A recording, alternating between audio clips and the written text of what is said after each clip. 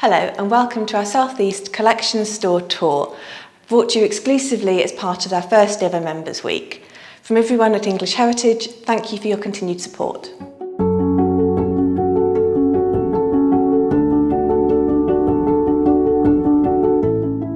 My name is Dr. Kathryn Bedford and I'm the Curator of Collections and Interiors for the South East of English Heritage. That means that I look after all collections from all sites in Kent, Surrey, Sussex and Hampshire. In doing so, I work closely with a number of other members of the collections team, including a collections manager and members of the conservation team, one of whom you're going to meet later. The range of collections that we look after is huge. They go from the Stone Age through to the 1980s, from tiny Roman beads through to entire organs. And in order to make our life easier, we group together objects from multiple sites into single stores so that we can look after them more effectively and under better conditions. And the vast majority of objects from Kent and East Sussex are stored here at Dover Castle.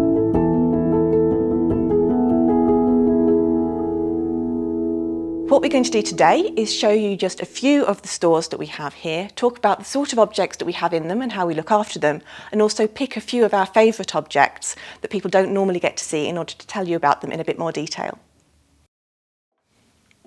We're here in one of our archaeology stores, and the range of sites that I cover include a huge number of primarily archaeological sites. That's from Roman fort at Richborough and Villa at Lullingston, through medieval castles like Dover, Deal, Porchester, Pevensey, as well as medieval abbeys like Battle. And a lot of these sites also have post-medieval collections. For example, Battle Abbey has archaeology that relates to the site after the dissolution. Now, archaeology collections are split into two different types. There's bulk finds, and this is a bulk find store here, and there's small finds. Bulk finds are material like animal bones, pieces of building material like stone, roof tiles, floor tiles, as well as things like ceramics. Now, ceramics can be really quite decorative items that you definitely think of for display. So bulk finds doesn't necessarily mean the not pretty finds. It can be items that you see in museums as well. Small finds tend to be the things that people think of when they're thinking of valuable archaeological finds. It's metal items, brooches, things like that. But it also includes nails, which may be less interesting and you haven't seen as often in museums. Now, the reason why we have so much archaeology stored is because of this bulk of material. You've got huge quantities of the same type of object over and over again, which may be virtually identical to a general visitor, not something they particularly want to see. However, they are incredibly interesting to researchers because they can tell you everything from what kinds of animals were being eaten at the site, what the building originally looked like, to what kind of trade connections that site had.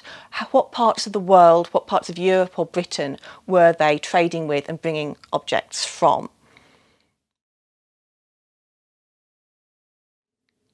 I personally have a love of historic glass, so I really wanted to show you this glass bowl from Bayham Abbey in East Sussex. Bayham is one of our free sites, it's not staffed, so unfortunately we're not able to have a museum there and all of the collections have to be in store. This bowl is from the 15th century. It's made of a really intense blue glass, and hopefully on the images you'll be able to see that it has a slight surface decoration to it, a sort of crisscross pattern. Now that was created when the bubble of glass was blown into a mould to create the pattern on the surface, and then the bowl was created afterwards. You'll also see on the bottom the foot is quite a complex foot. It's made up of a number of small projections that had to be pulled out individually in the molten glass with tongs. Now the colour and complexity of the decoration that we're seeing here says that this is a continental piece. British glassmakers were not able to make this kind of really high quality glass in this period, and the chances are that the bowl came from either Italy or the Netherlands. So we're seeing at Bayham, monastic site in the Middle Ages, this really high status piece of international glassware. So given that it is an abbey, presumably this must have been used by the abbot within his own quarters, or maybe by a guest who was visiting the abbey. It's certainly not something that a general monk would have had access to. The big important sites like Dover Castle are not necessarily the ones that have the biggest collections. In fact, Our biggest collection is the Richborough Roman Fort in Kent near Sandwich. That collection is massive. We've got 56,000 coins, there's over 10,000 small finds and at least as many bulk finds. And it's also a collection that we're working on a lot at the moment because we're planning to put a new museum display there in Easter of next year. And I'm just going to show you one of the ceramic vessels that we have. This is a mica dusted beaker.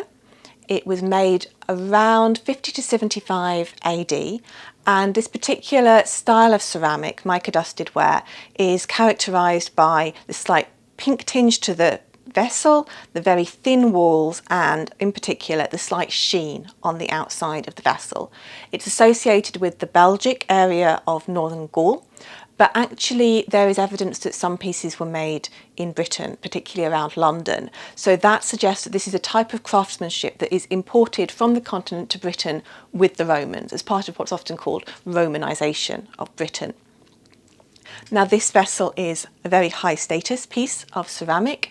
The fine pottery and the decoration, the mica dusted shading is what gives it its appeal, and the idea was that the vessel would look even more high status than it actually is, that it would look like a metal vessel.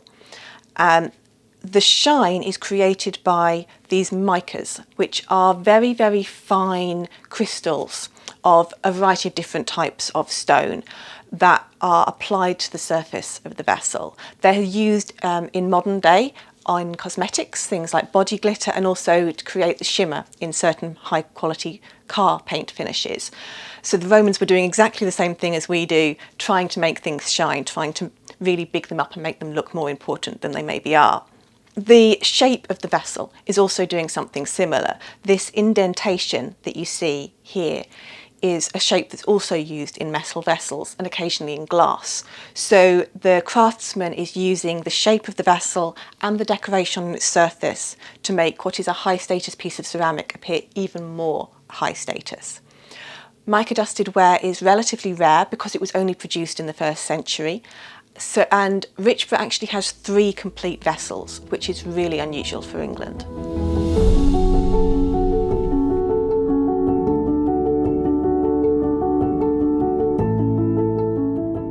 Hi, I'm Sam Matthews. I'm one of the Collections Care Assistants in the conservation team based at Dover Castle. I work covering the properties in Kent and East Sussex, working with the collections in store and also those on display. So this is an example of some repacking we've done using plaster soap, and this is a Roman copper alloy seal box with some decoration using enamel in the top. So this is the lid section.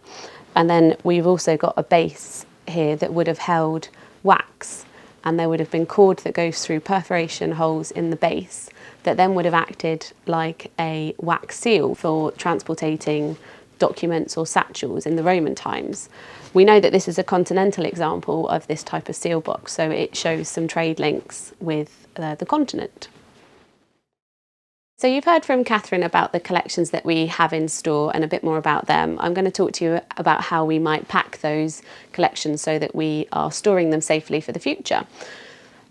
Here I've got a selection of old material types that have been used in the past. So things like bubble wrap, old shredded paper, foam, even toilet roll used for packing objects. And then an example of how we might pack them now using conservation grade inert materials. So one of the first ones is I've got an example of the coins that we have from Richborough Roman Fort. So these were all originally packed in these lovely envelopes with a detailed description of each coin inside. Unfortunately though, because the paper isn't acid free and it's older, it's actively corroding the coins. And these were in the large metal container. So now what we've done is we've packed these into individual seal type bags with a brief description and its number on, with a small piece of foam in there to support and pad out the coin nicely. And then these go into larger seal type boxes.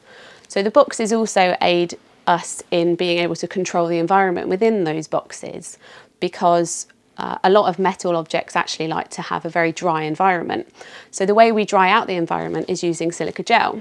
So this is very similar to what you might find in any a new pair of shoes that you might buy or a new handbag.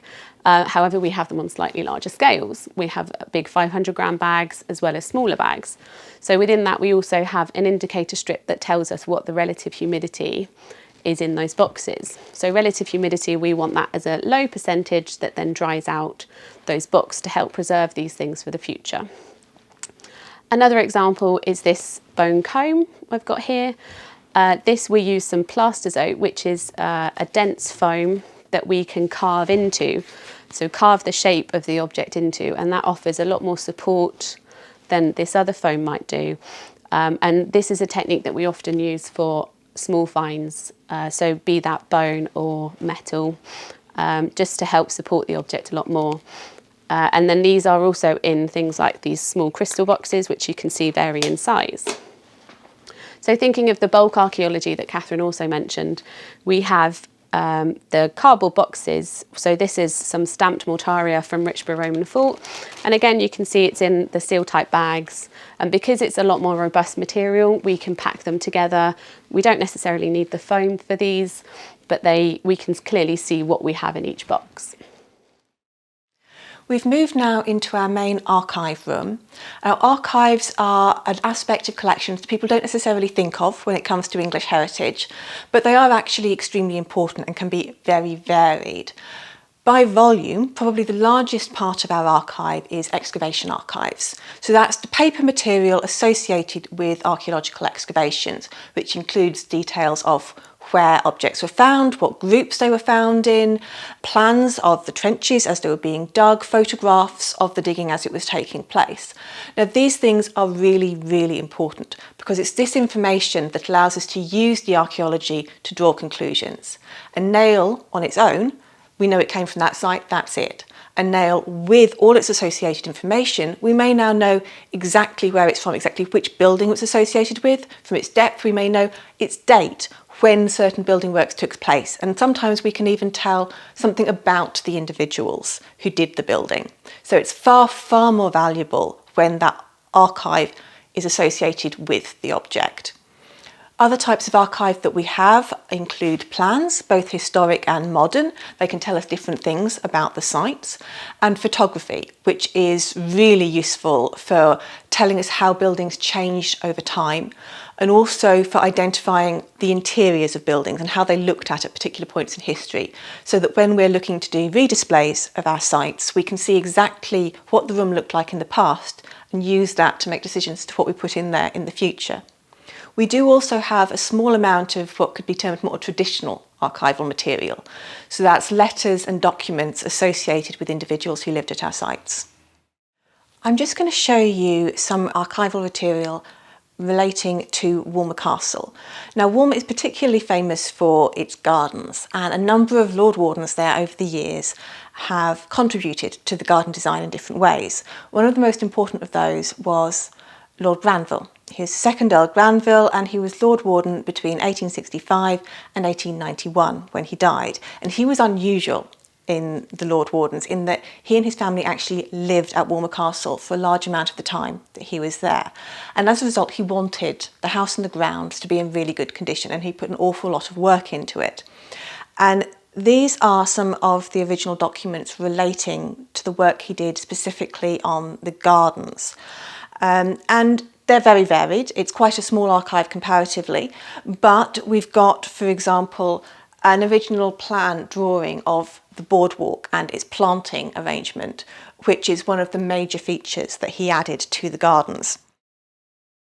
We've also got communication between him and the main garden designer that he used, William Masters, who was based in Canterbury. And on this document, Masters lists a set of trees that he thinks should be added to the grounds in order to improve it. It was quite fashionable at the time to have particular species of trees be included, and these are the trees that he thinks should be at Walmer Castle.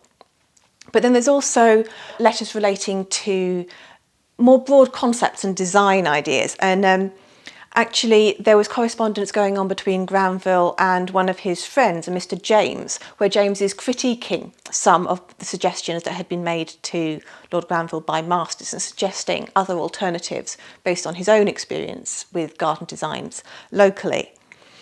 And then finally, the other thing that I really wanted to show you was this item here, which is actually a bill relating to work done in the garden in 1866. And one of the things I really love here is that the cost for plants is £8, 6 and 4. But the cost for all of the tools to do the gardening is considerably greater. It actually amounts to nearly £30 for the tools compared to just £8 for the plants. So for context, this cost for plants would be around about £1,000 today. And then the combination of these three costs for garden tools comes to approximately £3,500 in today's money. So for packing objects within our archive, we use a variety of conservation grade and inert materials. So for example, we use archive boxes, which are acid free, and they come in a variety of sizes so that we can pack the different size objects that we might have in documents. We also use acid free tissue paper, which is also great for things like interleaving more sensitive documents or any surfaces that might be prone to not wanting to be touched so much. We also use these Melanex, which is a brand name, but it's polyester sleeves. They also come in pouches and envelopes, which are fantastic for things like photographs, where you might have something on the reverse of the photograph. This means that you don't have to worry too much about overhandling the object. Then we also have things like slides in the collection, so photographic slides, and we have these special lever arch boxes, which then have individual pockets for each slide. So whenever we're handling photographs in particular, we try to wear these nitrile gloves. These just mean that we reduce the risk of irreversible fingerprints and any dirt and damage that might damage the image of the photograph. And then, as well as all of this sort of material that we have in the archive, we also have a number of plans, like the one here, which we don't normally hang on hangers, so we've just got that for show today. But we have plans that are flat, that sometimes we might have to use these special weights, which are actually lead inside, but they're wrapped in a conservation grade material, which means it's safe to use on any papers, because ideally we wouldn't have things rolled. It's easier to have them flat, and then they're nice and visible. So we have the flat chests, flat plans, which go into plans chests, and then we also have the hanging plans, which need to be more stable material, so any paper that might be damaged, we wouldn't hang that, we'd make sure that's laid flat.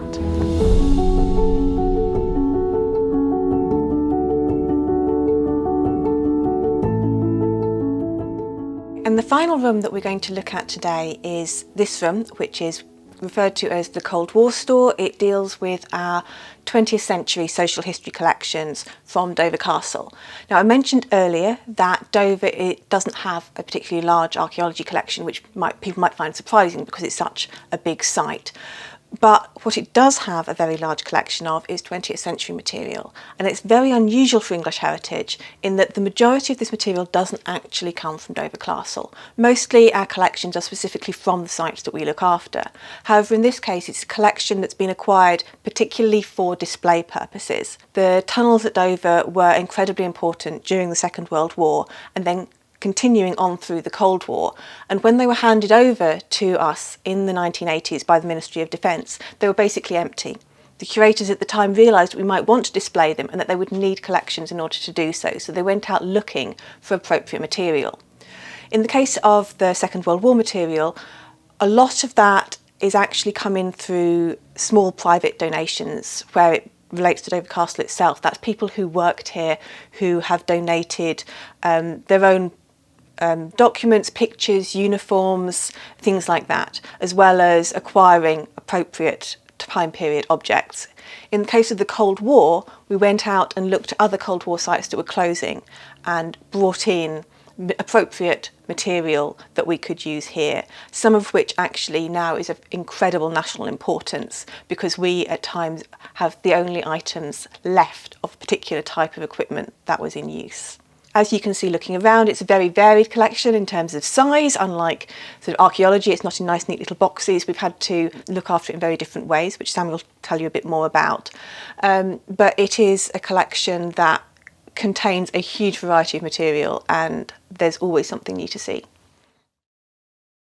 So within this collection, within this room, we have a real variety of objects. Like Kathryn said previously, we've got things like these typewriters that actually we can't repack. They are just on the shelves, because if you've ever tried to lift up a typewriter, they are very heavy, and we just don't have boxes suitable kind of that would fit it properly. And it's the same with a lot of these other objects.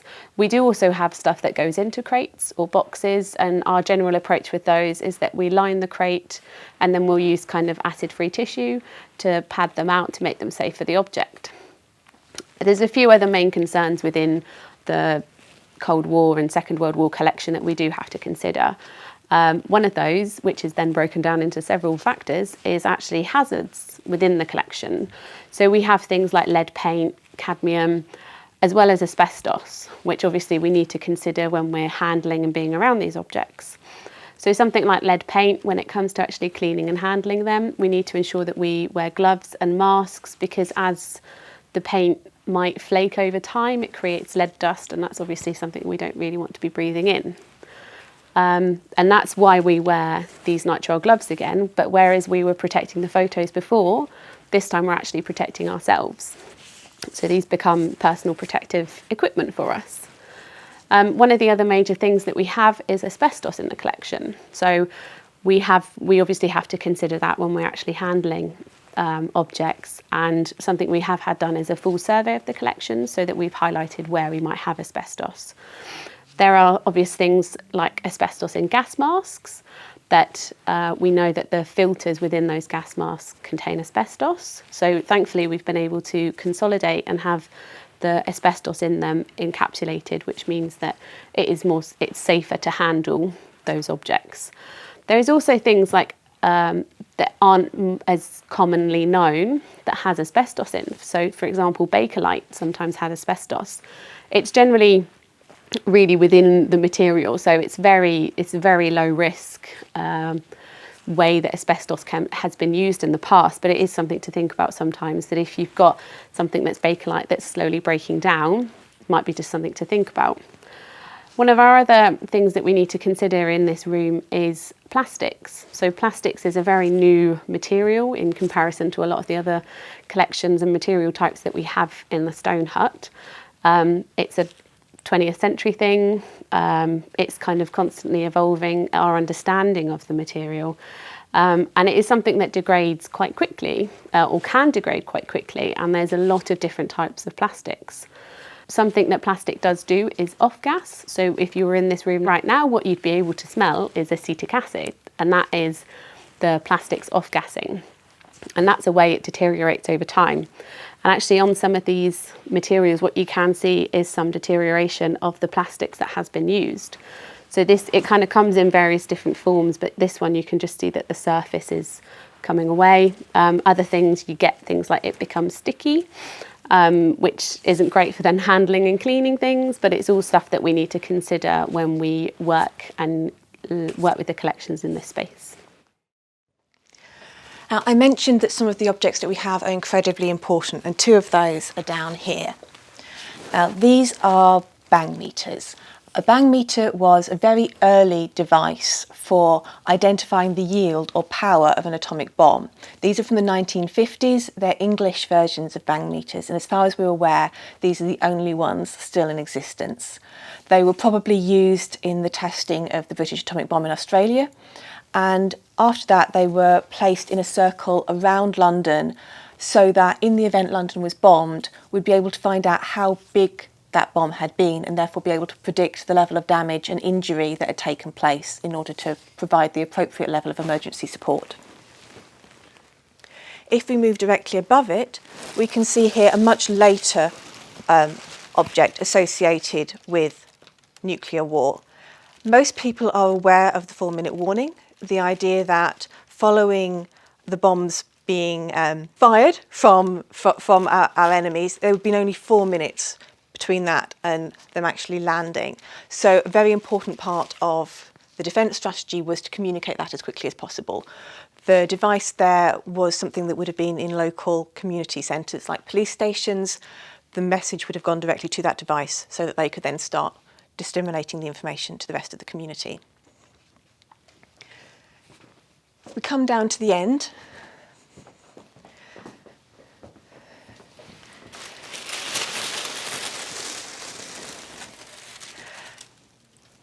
This trolley is from the bunker at Corsham. When, again, we think about nuclear war and the objects associated with it, often we think in terms of what would have happened if the bomb had dropped, what objects would have been used by people. And actually, this is unusual in that it's still in the state that it actually was in the Cold War. That is, packaged up, stored for potential future use. So we've still got all of the paper packaging wrapped around, and that's incredibly rare to still have it in the actual state that it was in during the Cold War, rather than the unpackaged, this is how it would have been state that is often seen. Following me down here, what we've got is some paper documents. Not everything that's paper is necessarily stored in the archive. In this case, these are items that we consider to be objects for potential display rather than needing the level of conditions that we give them in the archive, and therefore they're being kept here with the other objects of the equivalent period.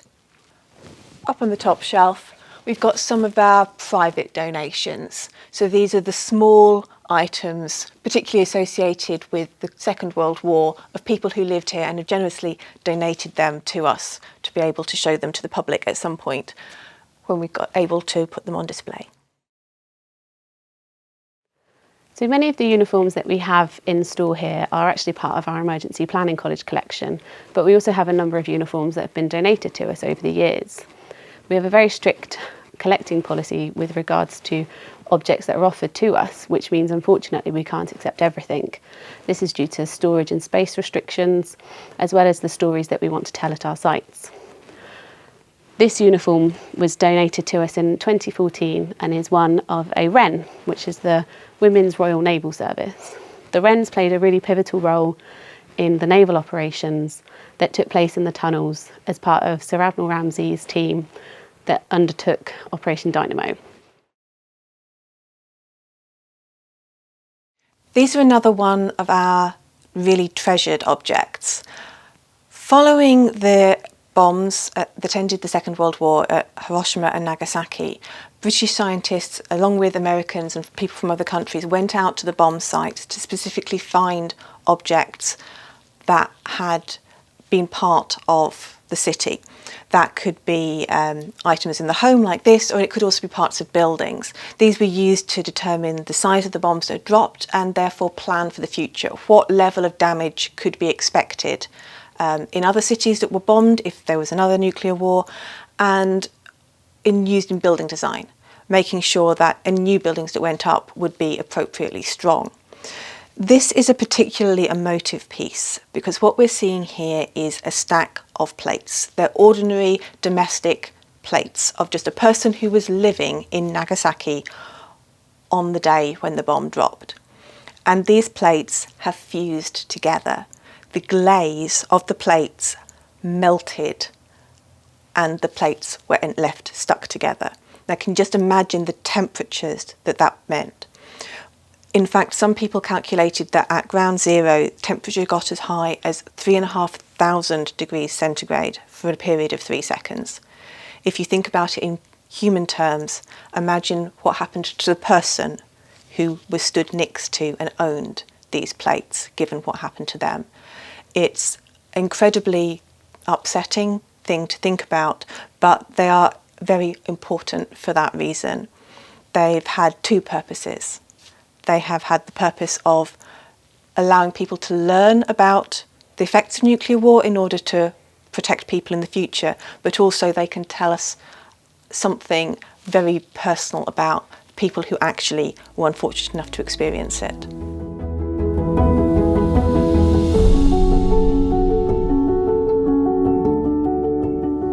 When When we do these tours normally, a big element of it is actually participation with our visitors. They get an awful lot of chance to ask questions as we go round about things that they're interested in.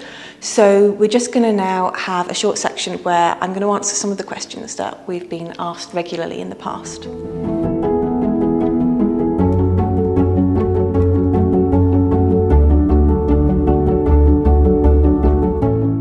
Well, we actually have a slice of wedding cake in the collection for Walmer Castle.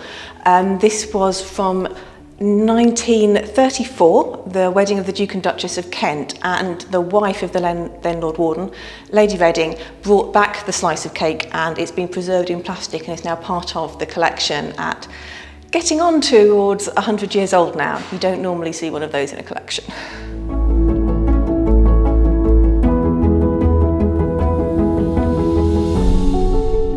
I love the variety of my job in terms of both the variety of objects that I have to look after and historical periods that I get to learn about, but also just on a day-to-day basis. There is no such thing as a normal day or a normal week for me. Sometimes I'm researching, sometimes I'm talking to people, I put together displays, but I'm also doing documentation and working with objects in order to just work out what they are and where they are. And it is incredibly varied and incredibly rewarding.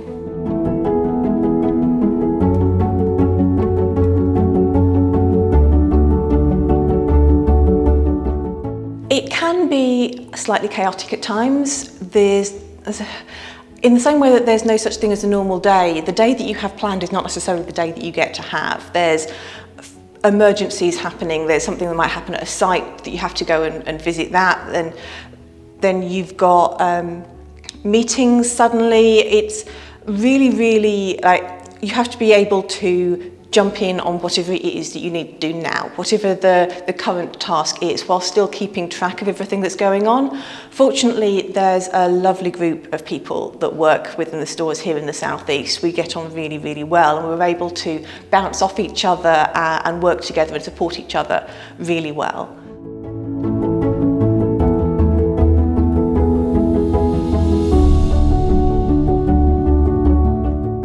Well, because we've only really been able to show you a small number of rooms, there are other objects here that we haven't looked at. There are some that are really quite big and awkward the spaces that they're in are awkward to get into for filming or for tours. We've got quite a lot of furniture, actually, which isn't something, again, that we tend to think about. And again, the storage of those is quite difficult, so we haven't been able to access those spaces.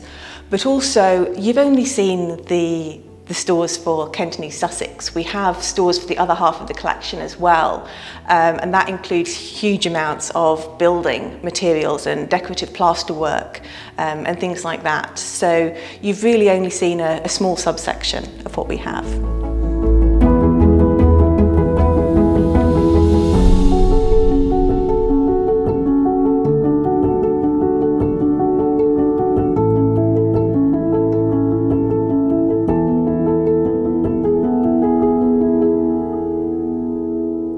Thank you for joining us on our tour today. I hope you've really enjoyed it and liked seeing a bit behind the scenes in the stores here at Dover Castle. I hope you've also enjoyed any of the other Members Week events that you've taken part in, and that you continue to support us and continue to enjoy the benefits of membership for years to come.